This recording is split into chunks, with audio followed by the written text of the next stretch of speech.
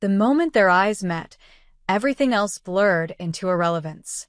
The bar was loud, pulsing with music and laughter and clinking glasses, but it all faded around her. Ava Carrington. Yes, that Ava Carrington. The steel-hearted tech billionaire with a reputation as cold as the Manhattan skyline, was standing in front of her, breathless, heels clicking against the polished floor like a countdown, eyes locked onto hers like she was the only lifeline in a room full of sharks. "Can you pretend to be my girlfriend for 10 days?" she asked, without a smile, without flinching, without even blinking. Emery didn't know whether to laugh, run, or throw her drink in the woman's face. Maybe all three. She stared at Ava, eyes wide, glass halfway to her lips. "I'm sorry, what?" 10 days, Ava repeated. Her voice was steady, but something in her posture cracked. Only for a second. She wasn't just asking, she was cornered. Desperate. "There's a situation. I'll explain everything, but right now, I need you to say yes. Please." Emery slowly set her drink down. She had walked into that bar an hour ago for one reason: to disappear. After a month of back-to-back shifts at the bookstore, a messy breakup, and a landlord threatening eviction, she needed to forget her life for one damn night. She hadn't expected to be propositioned by a billionaire in a tailored suit and desperate eyes. "Do I look like someone who could pass for your girlfriend?" Emery asked, tone somewhere between skeptical and sarcastic. She gestured vaguely to her thrift store leather jacket, worn boots, and the eyeliner she'd smudged on in the subway bathroom. Ava's eyes didn't even flicker. "You're perfect." The word hung between them like static. Before Emery could respond, a tall man in a navy suit rounded the corner of the bar, his expression sharp and hungry. Ava's body stiffened. Her fingers closed briefly around Emery's wrist, soft but urgent. "Please. Just follow my lead." Emery didn't have time to ask questions. She barely had time to breathe. Ava turned to face the approaching man, and in a single, fluid motion, wrapped an arm around Emery's waist and pulled her close. It was like touching ice that burned. "Darling," Ava said, her voice now velvet smooth, "this is Emery. The woman I told you about." Emery blinked. The woman she told him about? The man's eyes narrowed. "You're serious? She's your girlfriend?" "Very," Ava replied. Her fingers tightened on Emery's waist. "In fact, we were just talking about spending the weekend in Montauk." "Really?" The man didn't sound convinced. Emery felt the thrill of the lie roll over her skin like lightning. She should have pulled away. She should have left. But instead, she smiled, slow, dangerous, teasing. "Montauk sounds perfect," she said sweetly, leaning her body into Ava's just enough to make it convincing. "I'll finally get you all to myself." The man hesitated. Ava didn't. "Well," he said after a long pause, "I guess congratulations are in order." Ava smiled like a wolf with blood on her teeth. "Guess so." He left, still skeptical but unwilling to make a scene. As soon as he disappeared around the corner, Ava let out a long, silent breath and took a step back, but not too far. Her hand lingered at Emery's back, the imprint of her touch still burning. "I owe you an explanation," she said. "Yeah, you do." Emery folded her arms, unsure what part of her brain had allowed that little performance to happen. Maybe it was the drink. Maybe it was the absurdity of it all. Or maybe it was Ava. The woman was nothing like the headlines. In person, she was less ice and more storm, beautiful, yes, but not perfect. Sharp around the edges. Something broken glittered behind her control, like a secret trapped behind glass. "I'm not in the habit of pretending to date billionaires," Emery added. Ava nodded. "You shouldn't be. But I need your help. And I'll pay you." Emery lifted a brow. "How much?" Ava named a number. Emery choked. "Are you serious?" "I don't have time to play games," Ava said. "There's a 10-day charity tour, and it's a public event. Photo ops, interviews, the works. My board's breathing down my neck, and if I show up alone, they'll think I'm unstable, vulnerable, which I can't afford, especially not with certain vultures circling." "The man from earlier?" Ava's expression darkened. "My father's lawyer. And, unfortunately, the executor of his estate. Oh, Emery muttered. Yikes. So, Ava said, fixing her gaze on her again. Will you do it? Emery stared at her. Everything in her life was falling apart. Rent due. Job hanging by a thread. No family to call, no safety net to catch her. And this woman, this cold, desperate stranger, was offering her a way out. A temporary one, sure, but a way out nonetheless. 10 days. One lie. And one dangerously magnetic woman whose touch had already lit a fuse inside her. Emery should have said no. But what came out was, what exactly would I have to do? Ava didn't smile. Not fully. But her eyes softened. Just a little. Be mine. Publicly. Convincingly. And never let them see the cracks. And when the 10 days are over, then we walk away. No questions. No complications. Emery exhaled slowly. Okay. Ava blinked. Okay. I'll do it, Emery said. But I don't kiss on cue. Ava's eyes flickered to her lips, brief, but unmistakable. Noted. They stood in silence for a beat too long. And even though it was a deal, strictly business, Emery could already feel the heat of something dangerous uncoiling between them. It had started with a lie, but it was already feeling too real. And 10 days suddenly felt like an eternity. The car was too quiet for comfort. Emery sat stiffly in the back seat of the sleek black town car, her fingers curled around the strap of her bag like it was a weapon. Across from her, Ava sat with perfect posture, legs crossed, eyes locked on her phone screen like nothing in the world could faze her. Like she hadn't just pulled a complete stranger into her orbit with a single desperate question and a scandalously large offer. The city lights flashed across Ava's sharp cheekbones, catching in the silver clasp of her watch, in the diamond stud at her ear, in the cold blue of her gaze.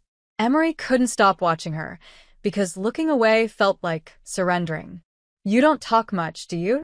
Emery finally said, breaking the silence, her voice dry. Ava didn't look up. I prefer efficiency. Emery scoffed. Right. Of course. And I'm sure pretending to date a total stranger is the height of efficiency. Ava's mouth twitched, maybe a smile, maybe not. You had options? I had vodka, Emery muttered. Ava finally looked up. Is that regret I hear? No, Emery said, just good old-fashioned suspicion. Who asks a stranger in a bar to be their girlfriend for 10 days? Someone who doesn't trust anyone else. And yet you trust me? No, Ava said simply, but I trust that you want the money badly enough to play along. The words were a slap and a challenge. Emery felt heat crawl up her neck, but held Ava's gaze, unflinching. You're a real piece of work, you know that? So, I've been told. The car pulled up in front of a building so sleek and glassy, it looked like it had been carved out of ice. A doorman in a navy uniform opened the door with a nod, and Ava stepped out without hesitation, her heels clicking on the marble like a war drum. Emery followed, stomach tight. She was still trying to convince herself this was temporary. A game. A lie. And that the slight thrill she felt every time Ava brushed past her was just adrenaline, not attraction. The penthouse was nothing like she expected. It wasn't cold or sterile. It was stunning. Warm light, dark wood, floor-to-ceiling windows that bled Manhattan's skyline into every corner. Emery stood in the middle of the living room, suddenly aware of her second-hand clothes and chipped nail polish and the dirt on her boots. Make yourself comfortable, Ava said, already walking toward another room. There's a guest bedroom to the left. I'll have someone bring you clothes in the morning. So that's it. Emery called after her. I agree to the deal, and now I'm just part of your life? Ava stopped in the doorway and turned.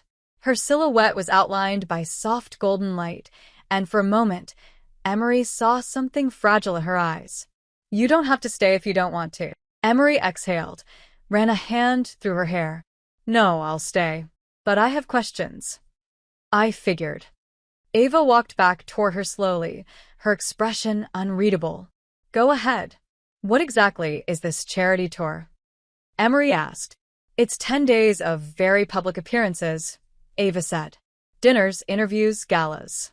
My late father's foundation is hosting a major tech benefit campaign to honor his legacy. The board wants me there, front and center, smiling, stable, and in love. And they don't trust you to be any of those things alone? No, she said. Because I've never been any of those things. Emery frowned. So, you want me to pretend you're, what? Human? Ava's jaw tightened, but she didn't flinch. Exactly. Emery studied her face. There was no arrogance there. No pride. Just exhaustion. Walls. Sharp edges.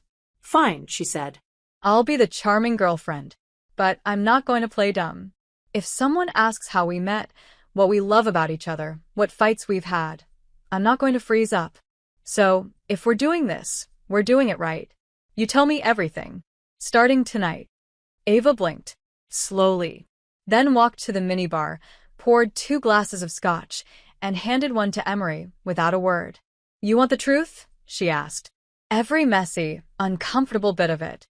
Ava sat on the couch, gestured for Emery to do the same. All right, she said. But you should know, no one's ever asked before. What? For the truth. For me, Ava said, softly. Emery sat, her shoulder barely brushing against Ava's.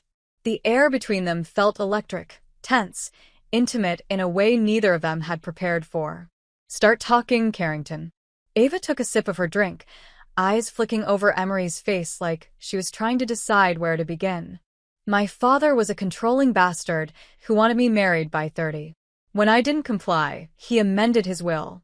The estate can only remain under my name if I prove, within 60 days of his death, that I'm in a committed, stable relationship. He believed my queerness was a phase. He died trying to erase it. Emery stared. So it's about keeping your company? It's about keeping control of my life, Ava replied.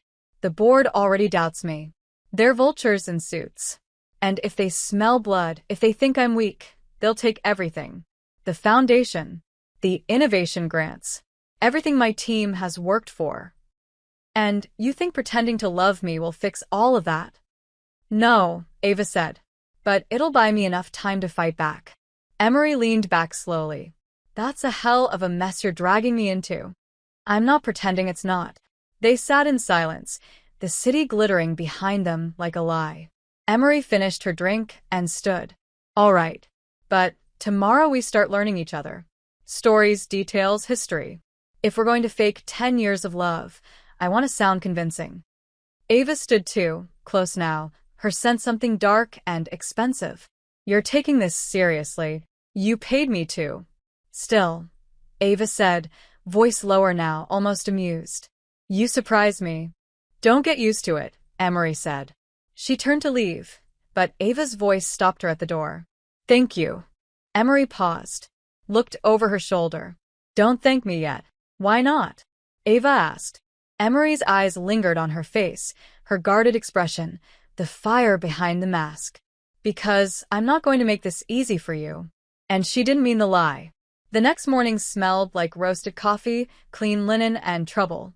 Emery stood barefoot in the middle of Ava Carrington's luxury kitchen, wearing a borrowed silk robe that clung too easily to her hips, holding a steaming mug of something that tasted like wealth and power. The sun poured through the glass walls like liquid gold, and she hated how natural she looked there, like she belonged. Ava entered quietly, already dressed in another stunning tailored suit, this time navy with the top button of her shirt undone, revealing just a hint of collarbone. Emery tried not to look at it. She failed. You wake up early, Emery said, sipping. I don't sleep much, Ava replied, her eyes scanning Emery slowly, too slowly, before she moved past her to pour her own coffee.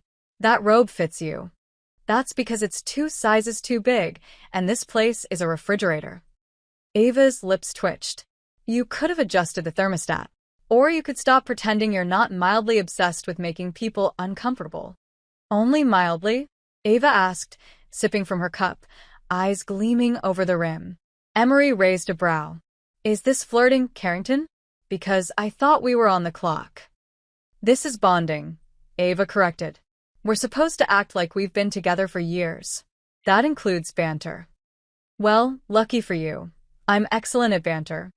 Prove it, Ava said. Her tone was neutral. Her eyes were not. Emery set her mug down. Fine. Let's start with the easy stuff. Who said I love you first? Ava didn't even blink. You did. After I made you pancakes in Paris. Emery blinked, caught off guard. You made pancakes? I tried. They were terrible. You ate them anyway. Because I loved you, Emery said slowly, playing along. Ava nodded. Exactly. And how did we meet? Bookstore in the West Village. You were shelving something with a pretentious title, and I asked if it was worth reading. And I said, you said you'd let me know if I bought it and came back the next day. Did you? I came back that night, Ava said. Emery swallowed, pulse tightening. You're scarily good at this. I know how to sell a story, Ava replied. But it's easier when the other actor keeps up. Actor, Emery repeated. Right. This is pretend, Emery, Ava said, voice suddenly low. But the people watching us don't know that. If they see cracks, they'll dig. And they'll use it against me. Then we'd better make sure there are no cracks, Emery said, moving closer, not quite sure why. Ava didn't back away. Agreed. So, Emery said, eyes locked on hers. Show me how you'd touch me if we were alone. In love. Ava's breath caught, just slightly. You sure? Convince me, Emery whispered.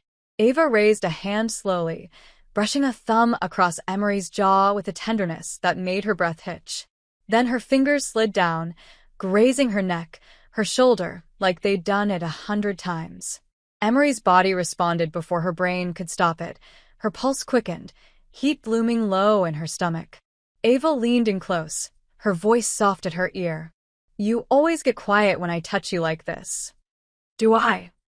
Emery whispered. You do, Ava said, lips dangerously close now. You get quiet, and then you say something sharp to cover it up. Like you're doing now. Emery took a slow breath. And what do? I listen, Ava said. Because it's the only time I feel like you're telling me the truth. Emery stepped back before she could do something reckless.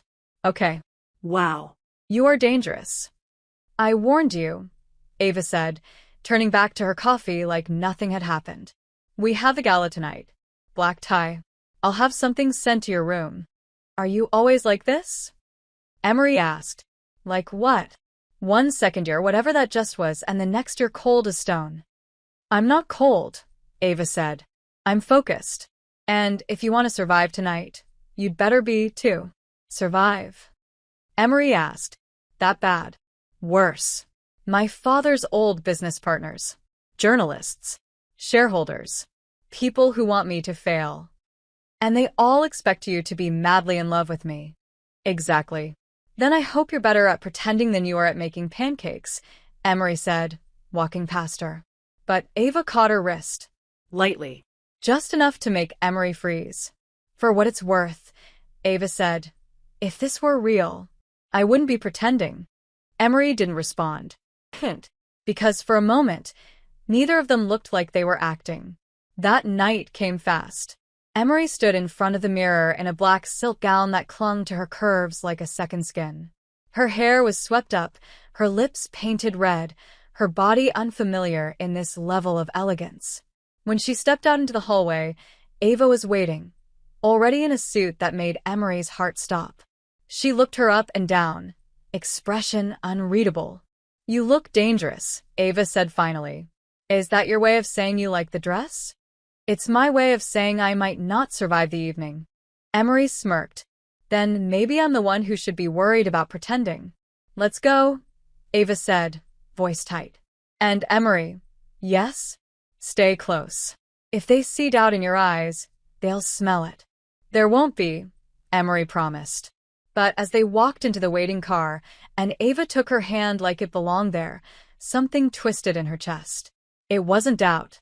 It was the terrifying possibility that this might already be more than pretend.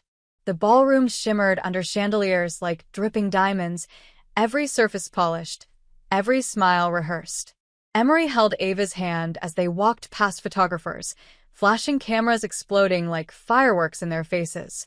Ava didn't flinch. She was practiced elegance, effortless charm, the perfect mix of untouchable and irresistible. And Emery, dressed in designer silk and wrapped around her arm, was supposed to look like she belonged there. Like she'd always belonged there. Ava leaned close as they reached the grand marble staircase. Her breath brushed Emery's ear. "Don't lock your jaw. You look like you're bracing for impact." "I am," Emery muttered. "These people smell like money and manipulation." "Welcome to my world," Ava replied smoothly, leading her through the crowd, fingers laced with Emery's like it was natural. But nothing about this was natural. Emery could feel it in every step, every glance.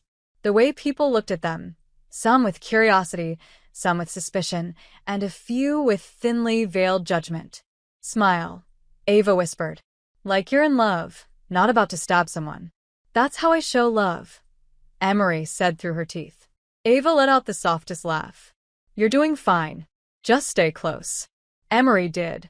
Too close. Her arm brushed Ava's as they walked, and the heat that surged through her was entirely unprofessional. They approached a circle of suits and sparkling gowns, conversations simmering with passive-aggressive politeness. A woman with severe cheekbones and a blood-red dress turned toward them, her eyes narrowing on Emery before stretching into a smile. "Ava," she purred. "And this must be the mystery girlfriend. We were starting to think you'd made her up." Ava's grip on Emery's waist tightened. "Not a chance. Emery, this is Victoria Hawthorne." "Victoria, meet the woman who finally made me interesting." Emery smiled sweetly. "I've heard nothing about you." Victoria blinked. Ava coughed into her glass. A few people laughed. "She's funny," Victoria said, eyeing Emery like a rare breed. "Unusual choice for you, Ava. But I suppose we all need someone who keeps us grounded." "She keeps me a lot of things," Ava replied, her voice warm but edged. "Honest. Calm. "Dangerous." "Sounds like love," Victoria said with a smirk. Ava's eyes flicked to Emery's, and just like that, the mask slipped. For 1 second, Ava wasn't pretending. Neither of them were.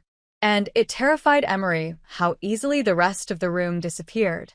A man approached next. Older, heavy-set, eyes sharp like broken glass. "Carrington," he said, ignoring Emery entirely.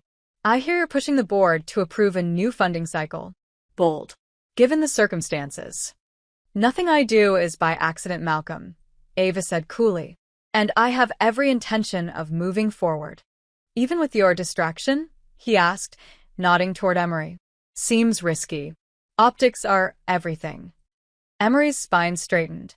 Ava's hand slid around her back. "This isn't a distraction," Ava said, her tone hardening. "This is the person who knows me better than anyone else in this room." "Including your father?" Malcolm asked, too casually. Ava's jaw tightened. "Especially him." "We'll see," he said, before walking off with a chuckle. Emery turned to her. "Do people talk to you like that often?" "Only when they're afraid of me," Ava said. "And afraid they're losing." "You okay?" Emery asked. Ava's mask cracked again, just for a breath. "No," she whispered. "But I will be." They moved toward a quieter part of the room, near the balcony doors. Emery's chest was still tight. "You didn't warn me about that guy." "There are too many to warn you about. This world is poison, Emery." They smile while they slit throats. "That's why I needed someone real." Emery scoffed lightly. "You think I'm real?" "I think you don't care what they think. That makes you dangerous." "And that turns you on?" Emery teased. Ava's eyes darkened. "It terrifies me." A photographer approached. "Ladies, one photo for the campaign? You're everyone's favorite headline tonight." Ava hesitated. Emery stepped in. "Of course." She turned to Ava, slipping a hand to her cheek. "Let's give them something to talk about." Ava's breath caught. The camera clicked. Emery leaned in, lips brushing just near Ava's. Not quite a kiss, but close enough that her heart slammed in her chest. Close enough that Ava's eyes flicked to her lips. And stayed there. The photographer stepped back. Perfect, but neither of them moved. Ava reached up, slowly, fingers brushing a strand of hair behind Emery's ear. Her hand lingered there, like she forgot where she was. "You're dangerous too," she murmured. "You keep saying that," Emery said. "But I think you like it. That's the problem." "So stop looking at me like that," Emery said, voice soft. "Like what?" Ava asked. "Like you want to kiss me." Ava's eyes burned. "What if I do?" Emery's heart slammed. "Then you're crossing the line." "I know." And then Ava did something Emery didn't expect. She pulled back. Just slightly. Just enough to remind them both. This wasn't real. Not yet. But the hunger in her eyes didn't fade. "We should circulate," Ava said finally. "The night's not over." "No," Emery said, watching her carefully. "But I think the pretending is." Ava didn't respond, but her silence said everything. And as they stepped back into the crowd, their fingers brushed. They didn't pull away. The car ride back was suffocating. Not because of silence, there was none, but because every word between them now felt like it was teetering on the edge of something neither dared to name. Emery sat pressed against the window, the glitter of the gala still echoing in her eyes, but her thoughts were elsewhere. On the way Ava's hand had lingered on the small of her back. On the way her voice had dropped when they were too close. On the almost kiss. The cruel, electric almost. Ava sat beside her, perfectly still, staring ahead like movement might shatter whatever fragile thread was holding her together. "You didn't have to pull away," Emery said quietly. Ava didn't look at her. "If I hadn't, I wouldn't have stopped." Emery's pulse stumbled. "Then maybe you shouldn't have stopped." That made Ava turn. Her eyes, usually so unreadable, were suddenly sharp. "Don't say things you don't mean. And don't ask me to fake something that already feels real," Emery snapped. Silence swallowed the car for a few seconds. Ava looked away first. "This isn't part of the deal." "Then maybe the deal was bullshit," Emery muttered. Ava exhaled slowly. "You knew what this was." "Yeah, and I didn't expect it to feel like this." "Like what?" Ava asked.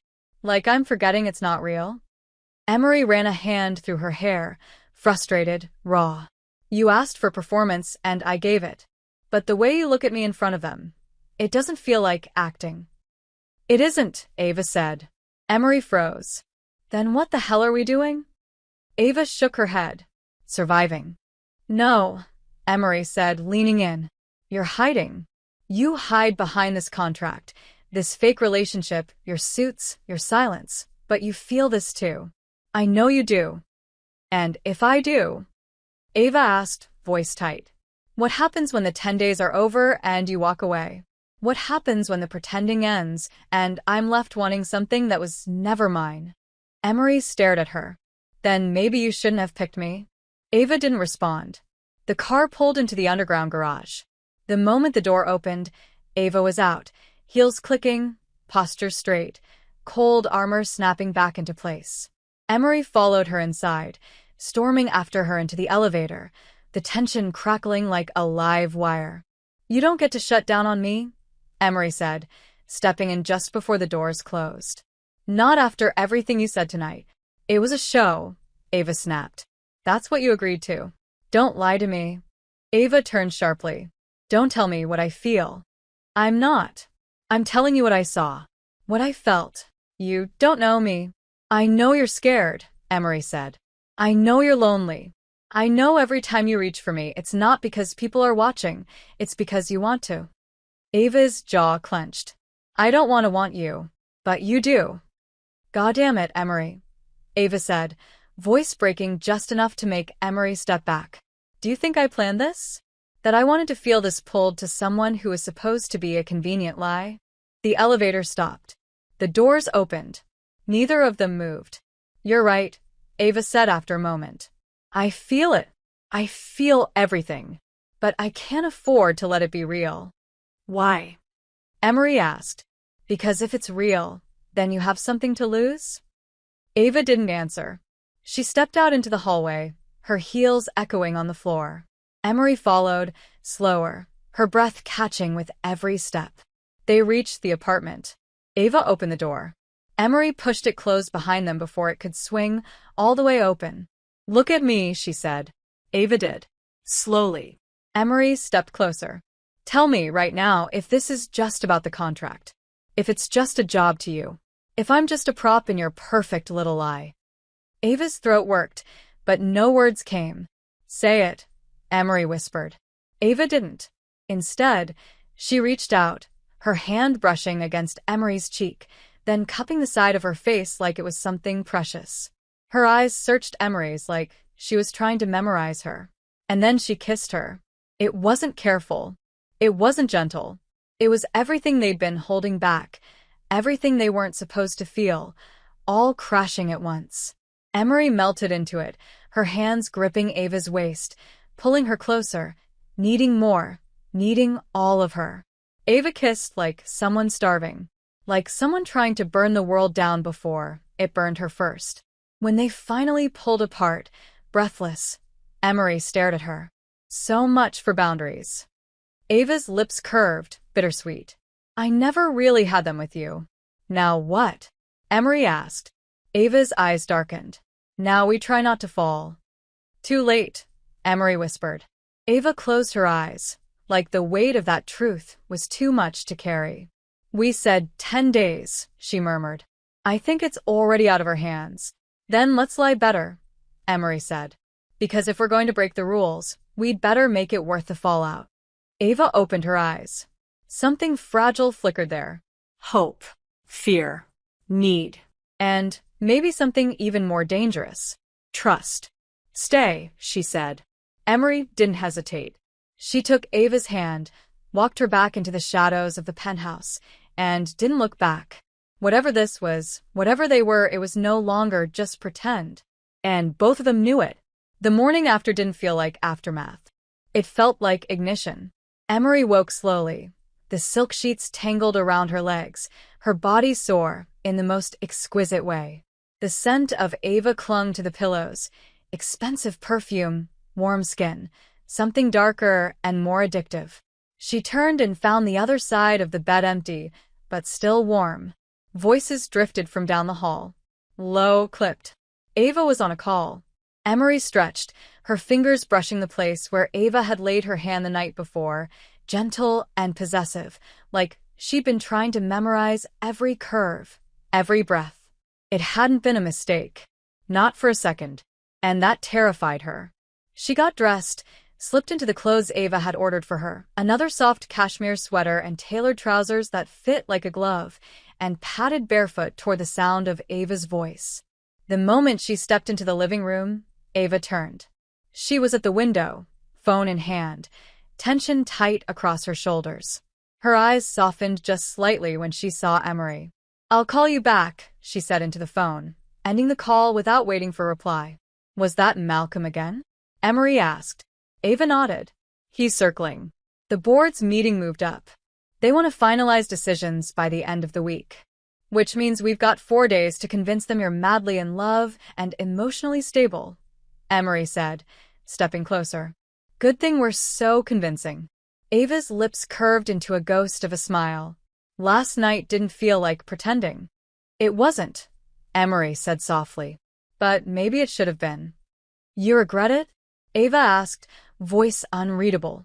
Emery shook her head. No. But I'm scared of what happens if this gets any more real. Ava's jaw flexed. We made a deal. 10 days.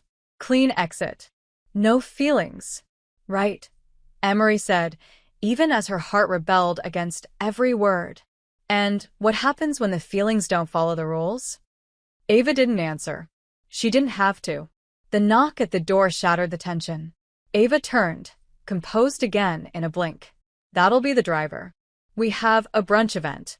Foundations and donors. No cameras, but a lot of eyes. Emery followed her to the door, grabbing her coat on the way. Just out of curiosity, who exactly knows this relationship isn't real? Aside from us? Ava asked. No one. Not even your assistant? Your PR team? No one. That's bold, Emery said. Or reckless. What's the difference? Ava replied, already walking toward the elevator. The ride down was quiet. Emery stood close to her, brushing shoulders. She didn't reach for Ava's hand. Neither of them did. Maybe because it was too much. Maybe because it wasn't enough. The brunch was hosted in a rooftop garden wrapped in glass and dripping with sunlight.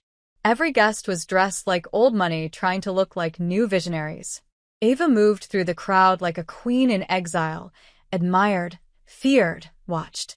Emery stayed close, her smile warm, her eyes soft, her hand finding Ava's arm when needed, her voice low and affectionate. It was natural now. Too natural. "You've changed," one woman said to Ava over champagne. "You're lighter." Ava looked at Emery. "Love will do that." "It suits you," the woman said, then smiled at Emery. "And you're exactly the kind of chaos she needed, aren't you?" Emery laughed. "You have no idea." "Oh, I think I do," the woman replied, then leaned in conspiratorially. "They're already saying you're the real thing." That Ava's finally settled down. "I wouldn't be surprised if someone leaks engagement rumors by the end of the week." "Wouldn't be the worst rumor," Emery said, and Ava's breath caught almost imperceptibly. After the event, they returned to the car in silence. Emery stared out the window. "Engagement rumors?" Ava said quietly. "It's believable," Emery replied. "You want to kill it?" "No," Ava said. "Let them think what they want." "Is that smart? It buys us more time, more credibility. And you wear rings well." Emery glanced at her. "You really are dangerous." Ava looked at her like she was about to say something else, something important, but her phone buzzed, and she answered with a sigh. "What is it now?" Her voice shifted into something colder, businesslike. Emery listened quietly, her fingers twisting in her lap. Ava's expression darkened. When? A pause. How the hell did they find out? Another pause. "Keep it quiet. I'll handle it." She ended the call and turned to Emery, jaw tight. "We have a problem." "Define problem." "Someone leaked to the press that you were hired." Emery's heart stopped. What? "It hasn't gone wide yet. But the board knows. Malcolm knows. They're going to tear this apart." "How the hell? Did you tell anyone?" "Of course not," Ava snapped. "I wouldn't sabotage myself." "Then who?" "I don't know," Ava said. "But we need to shut this down." "What happens if we can't?" Emery asked. "Then they'll call the contract a sham. Say, I manipulated investors. That I'm unfit to lead. I'll lose everything." "No," Emery said, fierce. "No, we've come too far for that. Let's fight it." Ava looked at her like she hadn't expected that. "You still want to help me? Even now?" "Especially now," Emery said. "Because this stopped being just a job days ago. And because I'm not letting them use your life like a weapon." Ava exhaled, something crumbling in her expression. "Then we give them a new story. We don't just fight the rumor, we bury it." How? "We go bigger. Louder. We sell the love harder than ever." Emery's breath caught. "You mean, I'm saying it's time for something public. Something undeniable." "Like what?" Ava met her gaze. "Like a kiss. On camera. At the fundraiser tomorrow. Let them see it. Let them believe it. Let them feel it." Emery's heart slammed. "You sure you can handle that?" "Can you?" Ava asked. Neither of them blinked. And somewhere deep inside, they both knew. Tomorrow, there would be no turning back. The fundraiser was a performance, but the stakes had never felt more real. Emery stood behind the curtain of the museum's grand atrium, dressed in deep emerald silk, the gown hugging her like it had been painted on. Her heart thudded in her chest, not from nerves, but from the memory of Ava's words the night before. Let them see it. Let them believe it. Let them feel it. She hadn't asked Emery if she was ready for that kiss. She hadn't needed to. They were both already past ready. They were drowning. The event was a polished masterpiece, live-streamed, star-studded, dripping in influence. The Carrington Foundation's name was projected in silver letters above the stage, and Ava, in a sleek black tuxedo with no tie and a neckline that made Emery's breath catch, looked like sin and power wrapped in grace. She was magnetic, untouchable, until she looked at Emery. And then she was something else. Something only Emery saw. Something real. "It's time," Ava said softly, reaching out and brushing a stray curl behind Emery's ear. fingers lingering at her jaw. Emery closed her eyes for half a second, anchoring herself in that touch. "Let's do it," she whispered. They stepped into the lights together, hand in hand. Applause followed them like a wave, and cameras flashed from every direction. Ava delivered her speech flawlessly, her voice calm, firm, confident. She talked about innovation, legacy, building futures. But all Emery could focus on was the weight of Ava's thumb slowly stroking the back of her hand in time with her heartbeat. Then it happened. As Ava closed the speech, she turned toward Emery, still holding her hand. "None of this would matter without the person who reminded me what it means to build something for love, not just legacy." The crowd leaned in. Cameras zeroed in. Emery's breath caught. Ava's voice softened. "You saved me." And then, in front of 100 guests, a dozen photographers, and a live-streamed global audience, Ava kissed her. It wasn't a show. It wasn't careful. It wasn't controlled. It was everything they hadn't allowed themselves to feel spilling out in a single, devastating moment. Emery's hands found Ava's shoulders, then her face, then her waist, pulling her closer, losing herself in the taste of her, the feel of her, the fire and fear and need all tangled together. The room erupted in applause, but neither of them heard it. The kiss broke only when they absolutely had to breathe, and even then, Ava didn't move far. Her forehead rested against Emery's, her voice a whisper only she could hear. "Tell me that didn't feel like goodbye." "It didn't," Emery said. "But it felt like something's about to break. Maybe it needs to. What if it's us?" Ava didn't answer. She just pulled Emery into her side and faced the crowd again, the perfect image of public devotion. But Emery could feel her trembling. After the event, they escaped to the car in silence. The moment the doors closed, Ava's facade cracked. She turned to Emery, eyes wild. "What the hell was that?" "You kissed me. And you kissed me back." "Because I wanted to," Emery said. "Because I want you." Ava swallowed hard. "I didn't expect it to feel like that. It was supposed to be strategy. Just optics." "Liar," Emery said gently. "You haven't been pretending since the second night." Ava's hands curled into fists. "It's not safe to feel this." "It never is," Emery said. "But you still do." "So, do I." Ava looked at her, and for a second, she looked terrified. "I don't know what to do with it." "You don't have to know," Emery said. "You just have to stop running from it." Ava didn't respond, but her hand found Emery's again. They drove in silence, tangled fingers speaking what their mouths couldn't.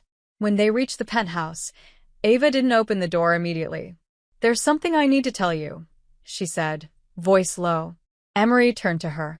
"What?" Ava hesitated. "The leak. About you being hired." Emery froze. "What about it?" "It wasn't someone on my team." "Then who?" Ava's throat worked. "Someone you know." "What?" "Malcolm got a tip from someone who knew your name, your work, where you lived before this." "That's impossible." "No one." Emery stopped. Cold. "Tasha." Ava's silence confirmed it. "She wouldn't," Emery whispered. But her chest was already caving. Tasha was her ex. The one who'd broken her down piece by piece, then blamed Emery for bleeding. She'd known Emery had taken this job. She'd known Emery was desperate. "She did," Ava said. "I'm sorry. She wants me humiliated. She wants me alone." "Then she's going to be disappointed," Ava said. "Because you're not alone. Not anymore." Emery turned toward her, emotions cracking wide open. "You mean that?" Ava nodded once. "I do. Even when this ends?" "Especially then." Ava leaned forward slowly, cautiously, like she was giving Emery every chance to back away. Emery didn't. She met her halfway. The kiss was softer this time, sadder. Like both of them knew they were heading toward a cliff and didn't care anymore. When they finally pulled apart, Emery whispered, "Then let's burn the contract." Ava blinked. "What?" "Let's stop pretending. If this is going to hurt, let it be for the truth, not the lie." Ava stared at her, long, hard. Then she nodded. "No more pretending. No more 10 days?"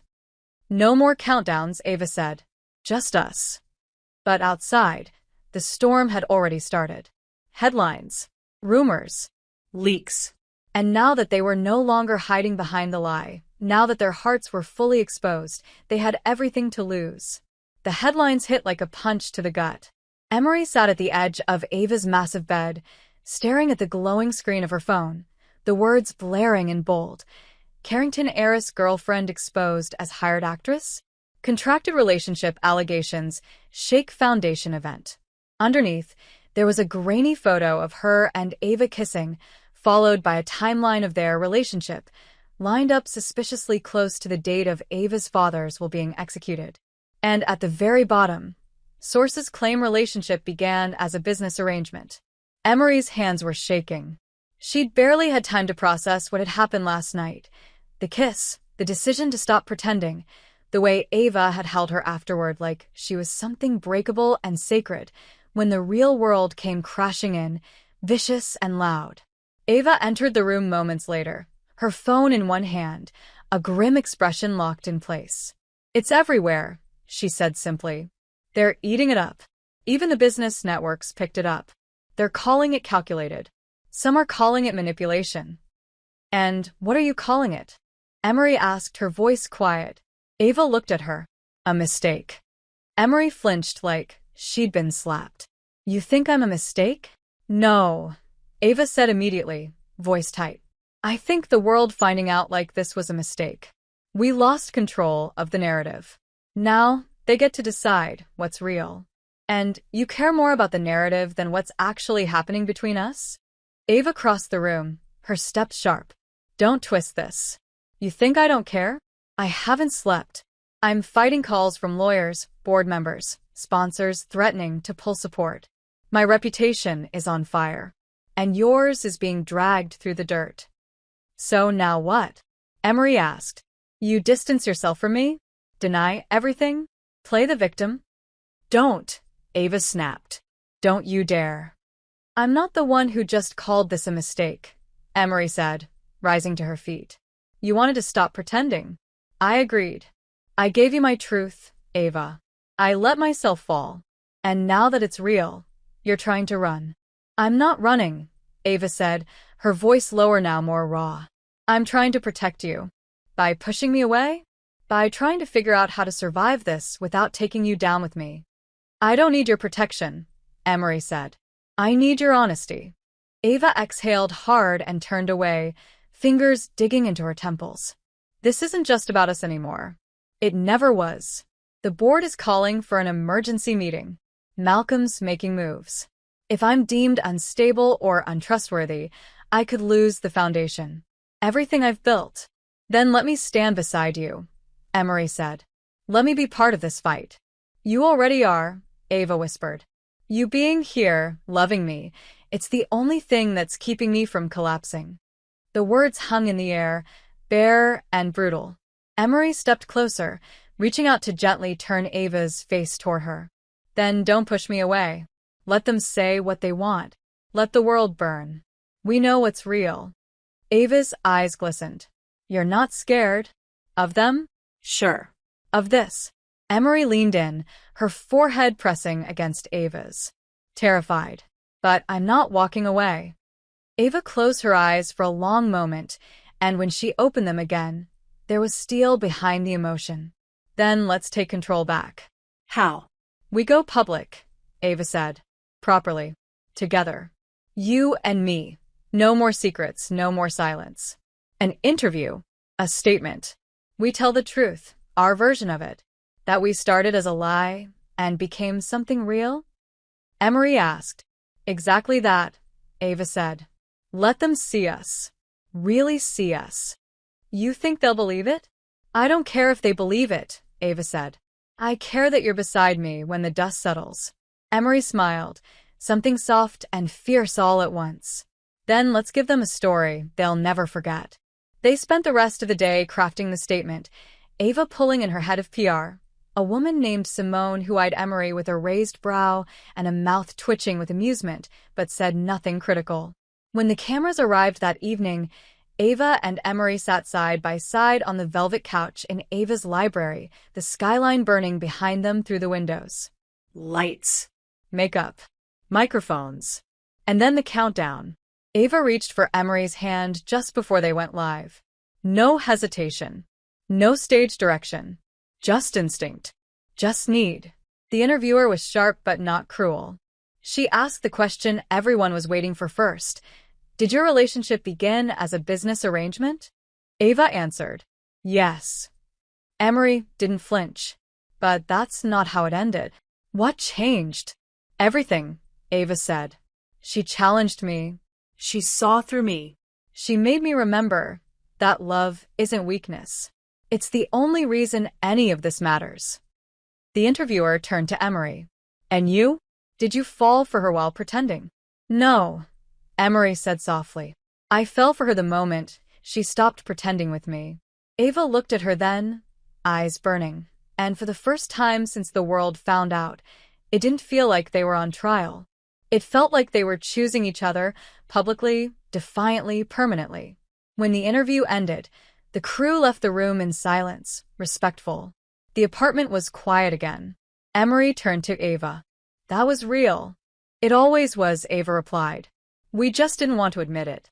Do you think it's enough? Emery asked. To survive this? Ava took her hand. If it's not, we burn everything down together. Emery leaned in and kissed her. Not for the cameras, not for the public, but for them. Slow. Certain. Forever beginning. But outside, the fallout was only beginning. And someone, somewhere, had just decided they weren't ready to let Ava Carrington win. The backlash was instant. The interview trended globally within minutes. News anchors debated every word. Commentators dissected every glance. Fans and critics collided in every comment section like a digital war zone. Some called it brave. Others called it calculated. But one thing was clear. Ava and Emery were no longer just a scandal. They were a symbol of defiance, of vulnerability, of something dangerously real. Emery scrolled through the avalanche of reactions, her fingers trembling slightly as she sat on the balcony wrapped in one of Ava's oversized sweaters, the cold Manhattan air biting at her cheeks. They don't know what to do with us, she murmured, staring at the screen. Half of them want us to break. The other half want to see us crowned. Ava stepped out behind her, a blanket in one hand, 2 steaming mugs in the other. She draped the blanket over Emery's shoulders and handed her a mug. Let them want what they want. We're not a product. Feels like we are, Emery muttered. Feels like we were packaged, sold, unwrapped, and now everyone wants to judge the contents. And what do they see? Something messy, Emery said. Something real. That scares people more than lies ever do. Ava sat beside her, her thigh pressed against Emery's, grounding. They'll adjust. What if they don't? Emery asked. Ava didn't answer immediately. She stared out at the skyline like it might hold a solution. Then we keep standing. Together. Emery turned to her. Even if you lose the board? Especially then, Ava said. Because I'd rather lose the empire than lose what we've built in here. She placed her hand over Emery's chest, right where her heartbeat lived. Emery covered it with her own. That might be the most terrifyingly romantic thing you've ever said. Don't get used to it, Ava said. It's all downhill from here. Emery laughed softly, then leaned in, kissing her cheek. Too late. The moment was broken by the buzz of Ava's phone. She picked it up, glanced at the screen, and her entire body tensed. It's Simone. Answer it. Ava did, putting it on speaker. Simone's voice came through sharp and breathless. Malcolm's making a move. He called for a private board vote tomorrow morning. No advisors, no press, no legal counsel. Just members. He's trying to oust me, Ava said.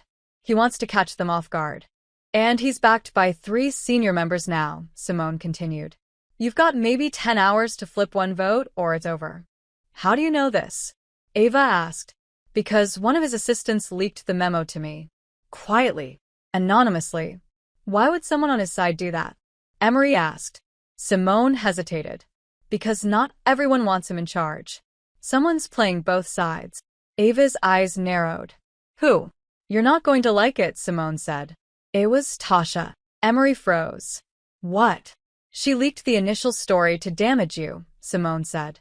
But now she's trying to hurt Malcolm more. She gave us the memo anonymously, but I traced it back. She wants chaos. Wants them both to fall. Of course she does, Emery whispered, her stomach twisting. She doesn't care who gets crushed, as long as I'm bleeding in the middle of it. Ava stood, pacing.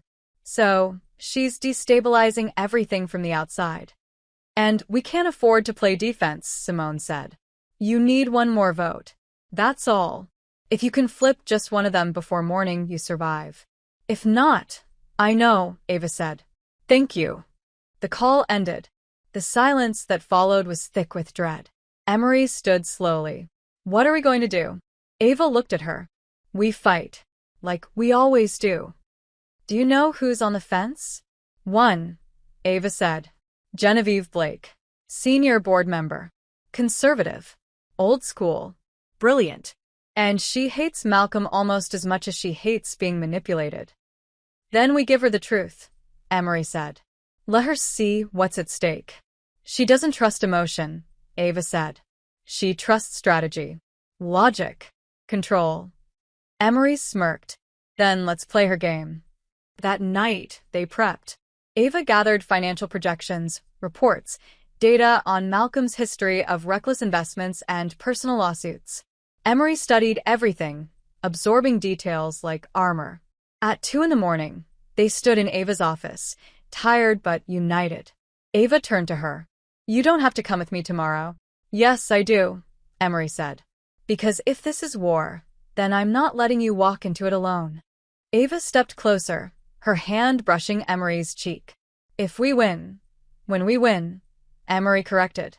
When we win, Ava repeated, smiling faintly, I'm going to kiss you in front of the whole damn boardroom. Promise. Promise. They didn't sleep. And when the sun rose over the city, Ava Carrington and Emery Hart stepped into the lion's den dressed like queens with nothing left to hide. Ava's suit was charcoal, sharp, commanding. Emery wore black and gold, hair pinned, eyes steady. They entered the boardroom hand in hand. Malcolm was already there, smug and certain. Genevieve sat at the far end, cold-eyed and unreadable. As the vote was called, Ava stood. She didn't beg. She didn't perform. She spoke. About legacy, about honesty, about failure and strength. And then Emery spoke. About truth, about love, about what it means to choose someone when the world wants you to lie. The room held its breath. Genevieve said nothing. Then, at the last second, she raised her hand. I vote to retain Ava Carrington as CEO. The room exploded in murmurs. Malcolm's face cracked. Ava turned to Emery, stunned. Emery grinned. Told you. Ava didn't wait. She kissed her right there, in front of everyone. Deep. Sure. No more hiding. No more pretending. And when she pulled away, she whispered against Emery's lips, You saved me again. Let's see how many more times I can do it, Emery whispered back. But outside that room, the threat hadn't disappeared. Tasha was still watching, and her next move wouldn't be anonymous. The victory should have felt like euphoria, but for Emery, it felt more like silence after a scream. They left the boardroom with heads high, hands tightly clasped, flashes from waiting photographers igniting like fireworks around them. Ava didn't release her. Not once. Emery could feel the tremor beneath her confident stride, could see the shadows lingering just beneath Ava's composed surface. It wasn't over. Not really. The world had seen their kiss, heard their truth, watched them win. But the cost still lingered in the air like smoke after a fire. By the time they reached the penthouse, Ava's grip on her hand had tightened to something closer to desperate. She didn't say a word until the elevator doors closed behind them. We survived, Emery said softly, trying to pull her back into the moment. Ava didn't answer. She crossed the room in silence, heels clicking against the floor, her posture ramrod straight until she finally reached the bar. She poured herself a drink with hands that weren't quite steady. Emery watched her for a moment, then walked over, slowly, deliberately, taking the glass from her and setting it aside. Talk to me. I don't know how, Ava admitted, her voice hoarse. You just won the most important battle of your career. You're still standing. You're not alone. And you're allowed to feel that, Ava. You're allowed to fall apart a little. Ava's eyes flicked to hers, and there it was, the crack. Small but spreading. I keep thinking I've reached the edge of what I can lose. And then I look at you, and I realize I've only just begun to be afraid. Afraid of what? Emery asked, stepping closer. Of losing me? Of deserving you, Ava whispered. That brought Emery to a halt. Her throat tightened, her heart aching. Ava, you don't know how dark it gets in here, she said, pressing a hand to her own chest. I've spent my whole life building walls to survive. Power. Control. Distance. And then you walked in and cracked everything open. I've never let anyone this close. I don't know how to exist without armor. Emery took her face gently in both hands. Then let me be the thing that doesn't hurt when you lower it. Ava's breath hitched. I don't know how to do this right. There's no right, Emery said. There's just truth. And what I know, without question, is that I love you. Ava blinked. Slowly. You love me? Emery nodded. It wasn't part of the plan. But it happened. Somewhere between the first lie and the last kiss, I stopped pretending. And now I can't imagine going back. Ava stared at her, and something in her broke wide open. She leaned in, forehead resting against Emery's, breathing her in like air. I love you too. God help me, Emery, I love you so much it terrifies me. Then we're even, Emery whispered. Because I'd rather face the press, the board, the world, all of it, than imagine my life without you in it. Ava kissed her like she was anchoring herself, like she was choosing her, again and again, no matter how many times the world tried to pull them apart. It wasn't rushed. It wasn't hungry. It was reverent. A vow. They made love without words, without performance, stripped of every last layer of fear. Emery memorized the way Ava clung to her, the way she whispered her name like a prayer, the way she shook when she finally let go. Hours later, they lay tangled in bed, skin to skin, Emery's fingers trailing lazy patterns on Ava's back. You know this peace won't last, Ava said quietly. I know. Tasha won't stop. She's already found a way in once. She'll try again. Then we stay one step ahead, Emery said. We prepare. Ava turned her face into Emery's shoulder. I hate that this is what love looks like for us. War and survival and strategies. It's not, Emery whispered. Love is this too. You and me. In this bed. In this moment. Choosing each other when it's hard. Ava was quiet for a long time. Then she said, if she tries to destroy me again, I won't let her go through you to do it. Ava, I mean it, she said. I will burn down everything I have to in order to protect you. Emery pulled her closer. You don't have to protect me. You just have to trust me. We're stronger together. That's the part Tasha will never understand. Ava's voice was a whisper. What if she targets you next? Then let her come, Emery said. She's not the one I'm afraid of anymore. Then who? Ava asked. Emery hesitated, then kissed her gently before answering. The version of you that forgets how much you're worth when the world gets loud. Ava swallowed hard. Then promise me something. Anything. If I lose myself, if I go cold, or cruel, or scared again, pull me back. Every time, Emery said. No matter what. Even if it breaks us? Especially then. Outside the bedroom, Ava's phone buzzed on the kitchen counter. Over and over. Unread messages, warnings, alerts. But inside the room, they stayed wrapped around each other like the rest of the world didn't exist. Because they knew what was coming. They just didn't know when. Or how far Tasha would go to tear it all apart. The first sign came in the form of silence.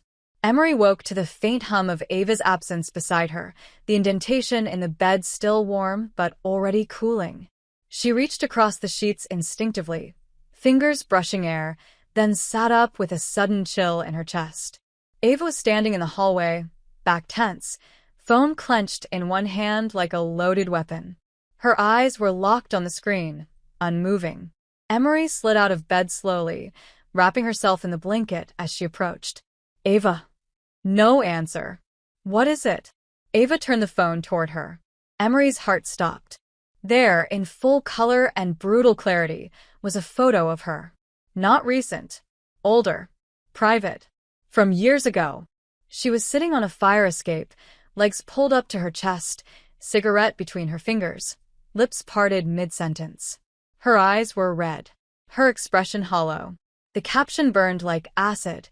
Carrington's true love has a dark past, substance abuse, financial fraud, and a trail of broken lies.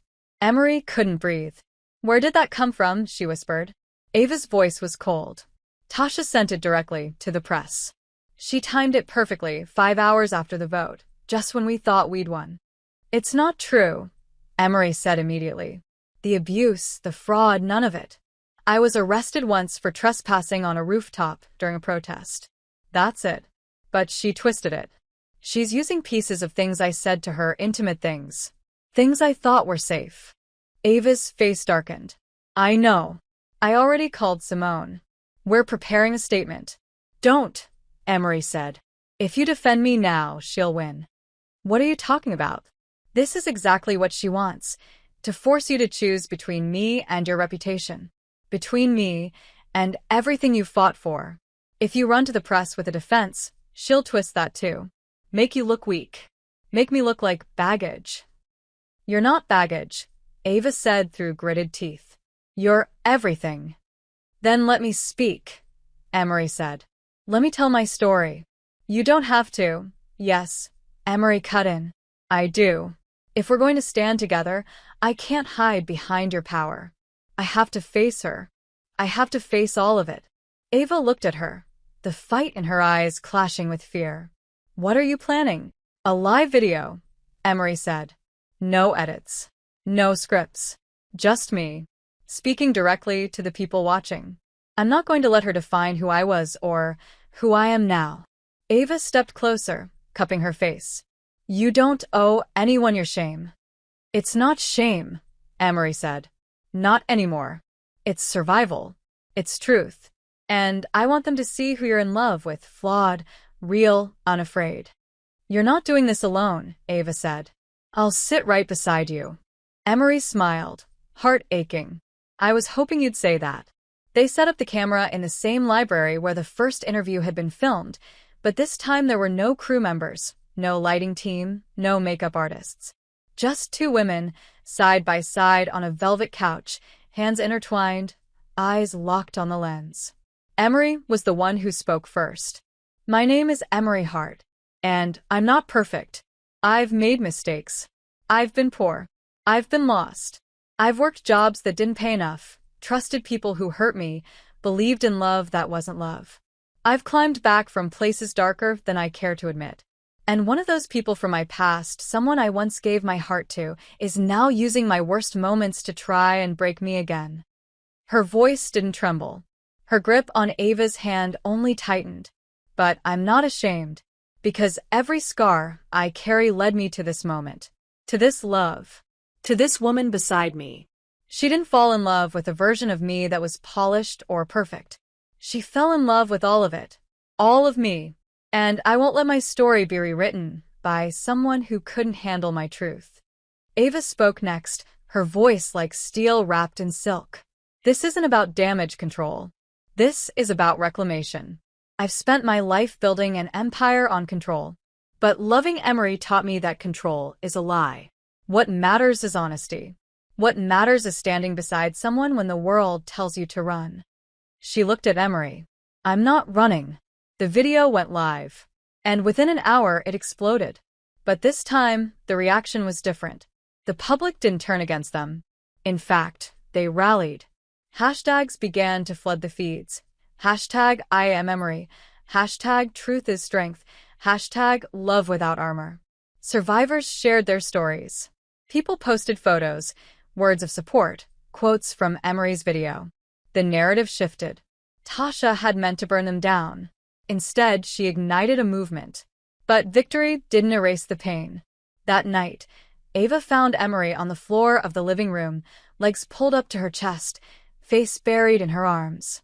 "Hey," Ava said gently, kneeling beside her. "What's wrong?" Emery looked up, eyes glassy. "I didn't know how much of me I'd buried until I had to say it out loud. Until the world heard it." "You didn't bury it," Ava whispered. "You carried it. Every day. And still, you stood beside me. Still, you chose love." Emery leaned into her. "Promise me something. Anything. That when this all dies down, you'll still want me. Not just the brave version.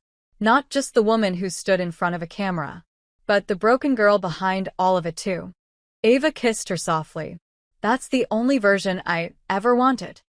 They stayed like that for a long time, wrapped in silence, in safety, in each other. But far away, in a dark corner of the city, Tasha watched the video with narrowed eyes and clenched fists. The truth hadn't broken them. It had made them stronger. And now her final move had to be something deeper. Something personal. Something Emery would never see coming. The message came at midnight. Emery found it waiting in her inbox, buried beneath dozens of news alerts and social media notifications. It wasn't from a press outlet. It wasn't a threat. It was a single line from an anonymous email address she recognized instantly. "Meet me. One night. No Ava. I'll make this disappear." And below it, an address. No name. No signature. But she didn't need either. It was Tasha. Ava was asleep when Emery read it. Peaceful, finally. Her face soft, her hand resting loosely on Emery's waist like she'd let herself believe the worst was over. Emery stared at the screen for a long time. She didn't respond. She didn't wake Ava. She just lay there in the dark, eyes wide open, heart pounding. When she finally got up, it wasn't with fear. It was with fury. She knew exactly what this was. A trap. A manipulation. But part of her knew it had to end this way. She had to face Tasha one last time. Alone. Because some ghosts only listen when you stop running. The address led to an abandoned art gallery in Soho, boarded up, graffiti scrawled, but not quite forgotten. Emery stepped through the rusted side door and found her waiting, perched on an overturned crate in designer boots and a smug expression, like this wasn't her last desperate move. "Took you long enough," Tasha said, flicking ash from a cigarette Emery hadn't seen her light. "Couldn't sleep," Emery replied. "Guilt will do that." "Please," Tasha scoffed. "You think you've won. You think that video made you some kind of martyr. But you're still the same broken little girl who ran when things got hard." "I'm not running now." "No," Tasha said, standing. "You're crawling back. And you're going to beg me to stop this. Because I still have more. Texts.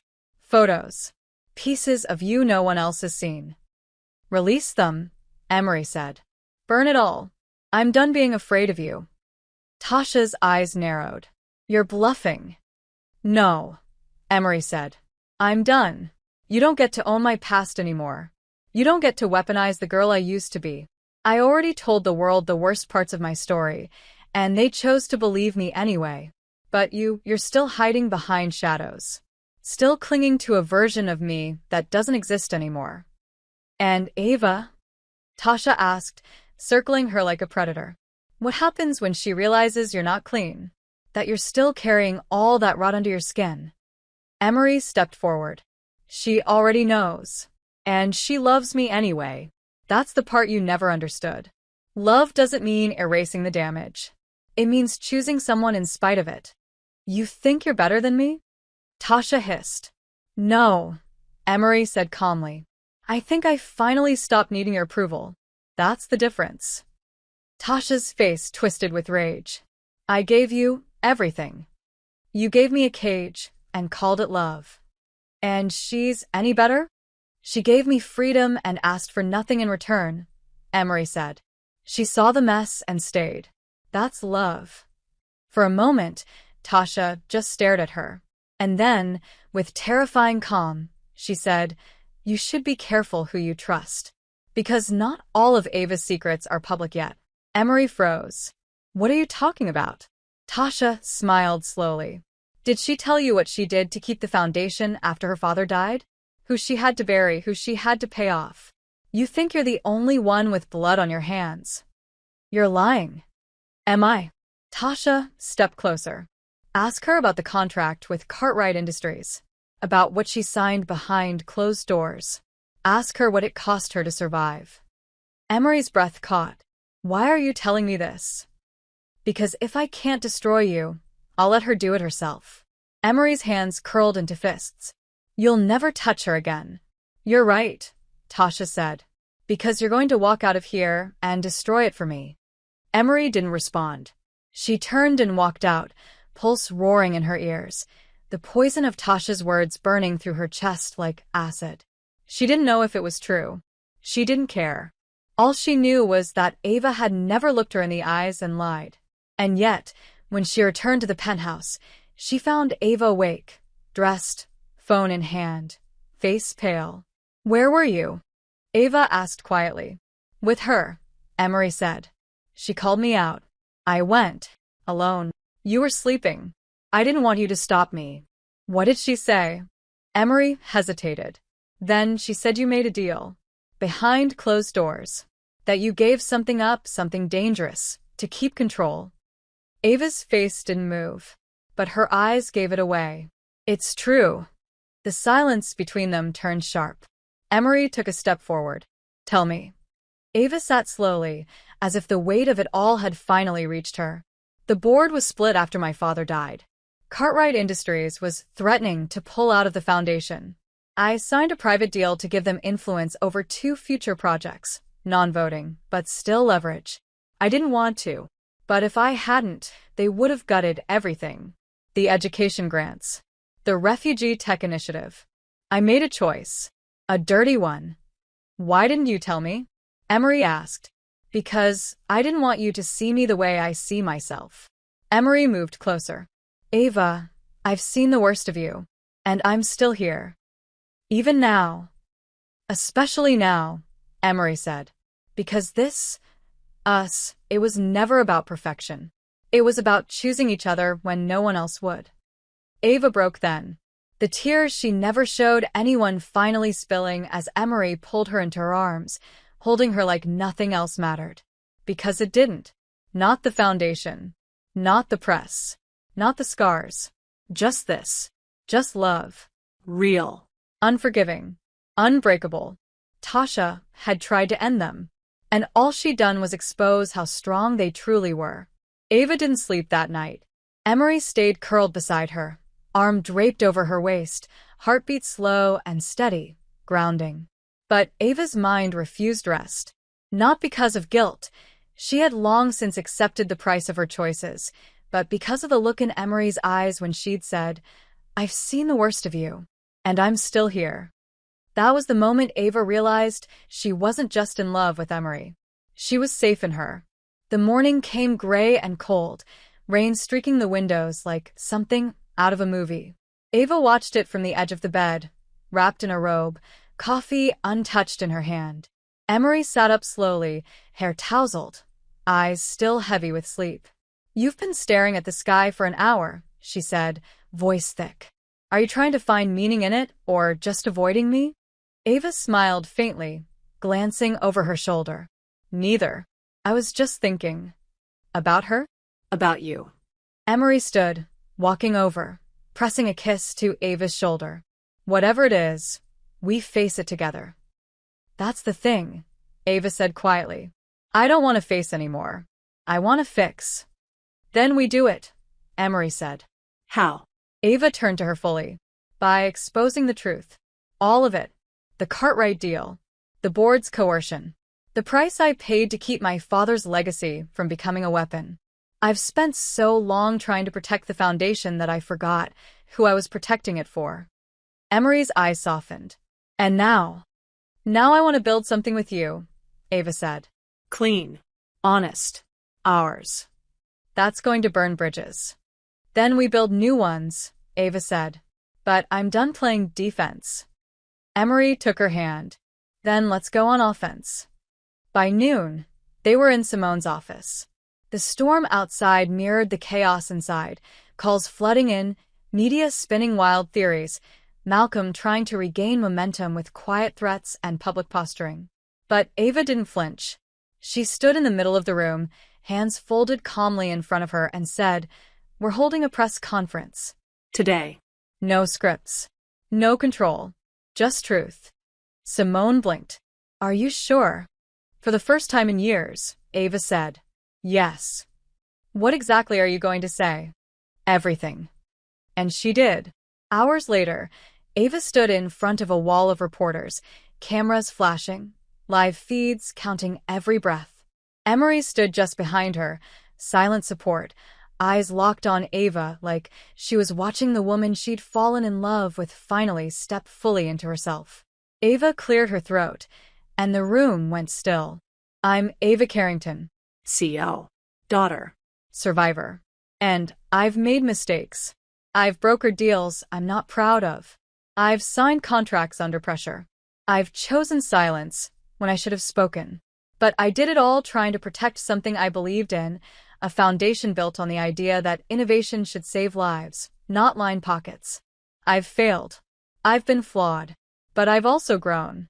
And the person who helped me see that, the person who reminded me that power means nothing without purpose, is standing behind me." She turned, reaching for Emery's hand. Emery stepped forward without hesitation. "This is Emery Hart, my partner, my truth. And the reason I'm done hiding." Reporters shouted questions. Some harsh, some curious, some hesitant. Emery stepped up to the mic. "You've heard our past. Now you're witnessing our future." The applause started in waves. First polite, then louder, then standing. It wasn't universal, but it was enough. Enough to shift the tide. Enough to claim the narrative back. Enough to make Malcolm's next move irrelevant. Back at the penthouse that night, Ava poured champagne and handed Emery a glass. "To us," she said. "To the end of secrets." Emery clinked her glass against Ava's. "To finally breathing." They sat on the couch, shoes kicked off, legs tangled, champagne forgotten between them. "So," Emery said, "what now?" Ava smiled. "Now we take a breath. And then we build something better." "What about the foundation?" "I'll rebuild it from the ground up if I have to. But it'll be clean this time. Transparent. No ghosts in the walls." "And Cartwright? Let them pull out. Let them scream. Let them threaten. I'd rather lose $1 million partner than lose you." Emery cupped her face gently. "You won't." Ava leaned into her touch. "You saved me." "You saved yourself," Emery corrected. "I just made sure you didn't forget how." The night stretched around them like velvet, quiet and warm. The world outside still murmured, still debated, still doubted. But inside that penthouse, two women had finally stopped pretending. There were still battles to fight, still enemies waiting, still wounds to heal.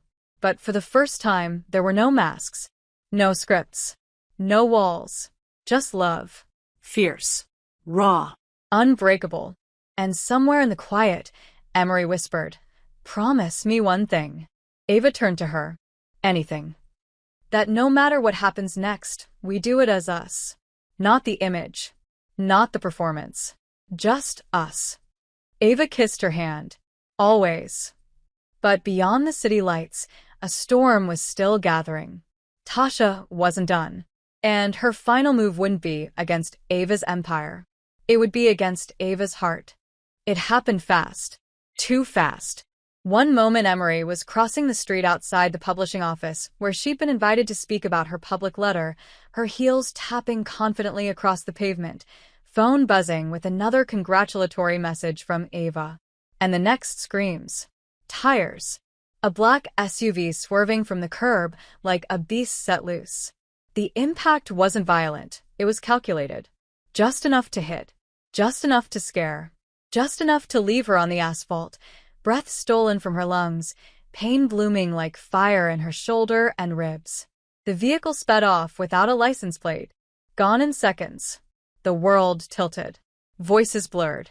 The last thing she saw before passing out was the sky. Gray. just like the morning she'd met Ava. When she woke, everything was white, sterile.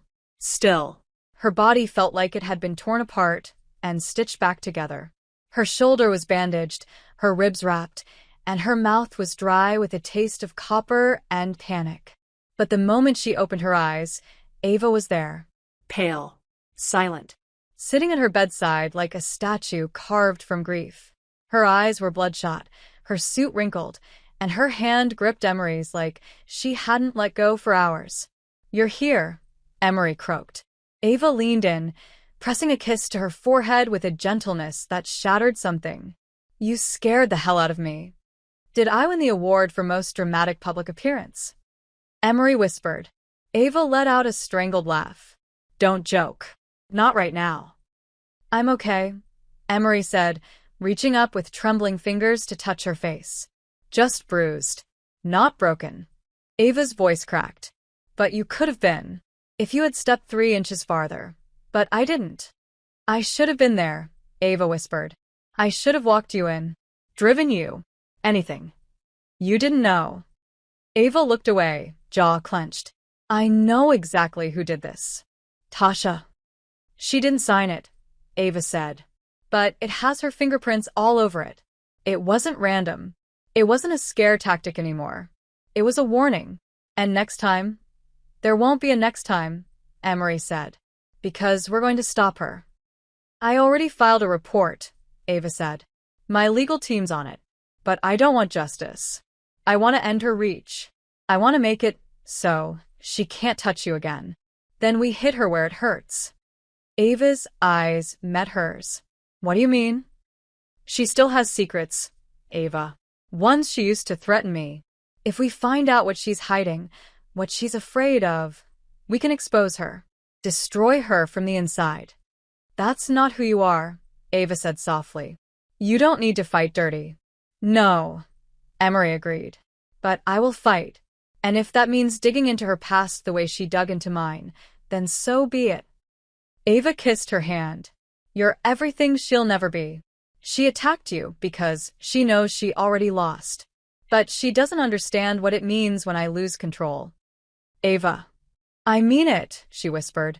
"I've worked my whole life to keep the Carrington name intact, the empire clean, the board satisfied. But if she ever comes near you again, I swear I will burn the ground beneath her." "We don't need fire," Emery said. "We just need truth." Over the next 2 days, while Emery recovered in the safety of the penthouse with a private nurse, Ava moved like a storm. Calm on the surface, ruthless beneath. Simone worked at her side, tracking down every contact, every email, every shell company Tasha had used to fund her smear campaign. Emery read everything from bed, heart pounding with every new document uncovered. Tasha had been funneling funds through a silent partner tied to one of Carrington's former competitors. She hadn't just wanted revenge, she'd been paid to take Ava down. Emery looked up from the report. She was never acting alone. "No," Ava said. "She was being used. And when she failed, they cut her loose. Which means she's desperate now. That makes her dangerous." "So are we," Ava said. That night, Emery stood at the mirror in their bedroom, her arms still sore, movements stiff, but her eyes clear. Ava came up behind her, wrapping her arms gently around her waist, resting her chin on her shoulder. "You should still be in bed," she murmured. "I've spent my life getting back up. I'm not stopping now." "You're not just surviving anymore, Emery. You're fighting back. You're becoming something unstoppable." Emery turned in her arms. "Because I have something worth fighting for. Us," Ava said. "Always. Even if she comes after you next?" "Let her try," Ava said. "She'll find out very quickly that I don't break. Not when the woman I love is watching." Emery kissed her. Slow. Deep. Painful in its tenderness. And somewhere inside her bruised chest, her heart beat stronger than it ever had. But at the same time, miles away, Tasha stood on a rooftop, phone in hand, watching the lights of the Carrington Tower through the haze of the city. She hadn't meant to lose control. She hadn't meant to feel cornered. But now, she had nothing left to lose. And in her world, that made her lethal. One final move. One final night. And when it came, Ava wouldn't be ready. It happened on a Thursday. Quiet. Almost anticlimactic.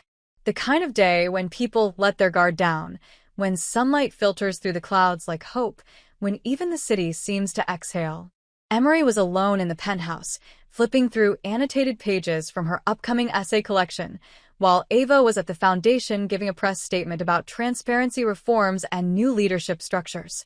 Everything was moving forward. The world had shifted. The wounds were healing.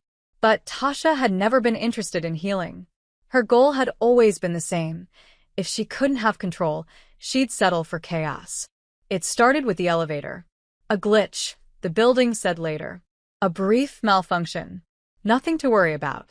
But Emery knew the second the lights flickered and the floor indicator froze that it wasn't an accident. She was stuck. Alone. No signal. Just metal, silence, and her own heartbeat pounding in her ears. Then a voice. You made her soft. Emery didn't move. You made her weak. Tasha continued, her voice echoing from the tiny speaker in the ceiling. You made her feel. And that's what broke you, isn't it? Emery said calmly. That someone loved her without asking her to shrink first. A pause. Then a laugh, dry and bitter. She was never yours to save. She never needed saving. Just the space to be herself. Which is something you never gave her. I gave her power. No, Emery said. You gave her fear. I gave her freedom. You think you've won, Tasha hissed. But this is the last move. After this, there is no Ava Carrington. Not the one you love. Not the one who survives. The elevator jerked. Just once. Enough to make Emery brace herself. But then it stopped again. Stillness. Quiet. Then movement. Only this time it wasn't a drop. It was rising. Fast. Emery's chest tightened. Someone had bypassed the system. And whoever it was, they were bringing her to the top. The rooftop. It had to be. Ava's voice was the only thing in her head. Don't run from it. Face it. The elevator dinged. The doors opened. Wind rushed in, wild and cold, carrying the sharp bite of metal and threat. Emery stepped out slowly, every muscle tight. And there she was. Tasha. Standing near the edge, backlit by the sky, holding something small and black in her hand. A trigger. Connected to something behind her. Emery didn't know what. A bluff, maybe. But Tasha's eyes said otherwise. You ruined everything, she said. No, Emery replied. You did. The moment you decided that love was a weapon. You think you're better than me? Tasha screamed. You think you deserve her? No, Emery said. I just love her enough to never make her choose between power and peace. Tasha's hand shook. I have nothing left. You never did, Emery said. Because everything you built was built on control. And that was never love. Tasha stepped forward. Too fast. Too close. I should have finished this when I had the chance. Emery didn't back down. Then do it. Or let go. Behind her a voice. Sharp. Commanding. Devastatingly familiar. Let her go, Tasha. Ava. Flanked by security. Her heels clicked across the rooftop like thunder. Her eyes were fire. Her presence silenced everything. You don't win today, Ava said, calm but lethal. Because you never had anything worth fighting for. And she is. She stepped in front of Emery. Touch her again, and I swear, I'll make sure the only headline with your name is your sentencing. Tasha froze. The tension stretched. Then she dropped the trigger. It clattered to the ground, harmless. She didn't run, didn't scream, just collapsed to her knees like she'd finally lost to someone she couldn't touch. Security took her. The rooftop cleared. And Ava turned to Emery, cupping her face like it was something precious and fragile. Are you okay? I am now, Emery whispered. Ava exhaled like she'd been holding her breath for weeks. And then they kissed. Hard. Desperate. Relieved. The kind of kiss that rewrote endings. The kind of kiss that said we survived. Hours later, After the police statements and the press blackout, and the shaking in Emery's hands had finally stopped, they lay on the couch, wrapped in each other, barefoot, exhausted. "I thought I lost you," Ava said. "You never will. We can't go back to normal after this." "Good," Emery whispered. "I don't want normal. I want real. I want messy. I want late nights and burnt pancakes and your cold feet against mine at 3 a.m. Ava laughed softly. "You'll get all of it. Even the bad days?" "Especially the bad days," Ava said. "That's what love is, right?" "Right," Emery whispered, pulling her close. "And I want it all with you." In the weeks that followed, the headlines faded. Tasha was formally charged for the attack, her silence finally crumbling under evidence too damning to deny. Ava restructured the board, handed off partial control of the foundation to a nonprofit coalition, and for the first time, chose peace over power. Emery published her book. Ava wrote the foreword. They bought a place in the West Village. Smaller, quieter, with floor-to-ceiling windows and a fireplace neither of them knew how to use. On the first morning there, Emery found Ava in the kitchen, barefoot, wearing her sweater, hair a mess, flipping something unrecognizable in a pan. "What are you doing?" Emery asked. Ava turned, guilty, trying to make pancakes. Emery smiled, walking over and wrapping her arms around her from behind. "You're terrible at it." "You said you liked them," Ava said. "In Paris." "I lied." Ava laughed. "You're stuck with me now." "Good," Emery said. "Because I stopped pretending a long time ago." Ava turned in her arms, kissed her slow, kissed her full. And when she whispered, "I love you," it wasn't a performance. It was the ending they had fought for. And the beginning of everything else.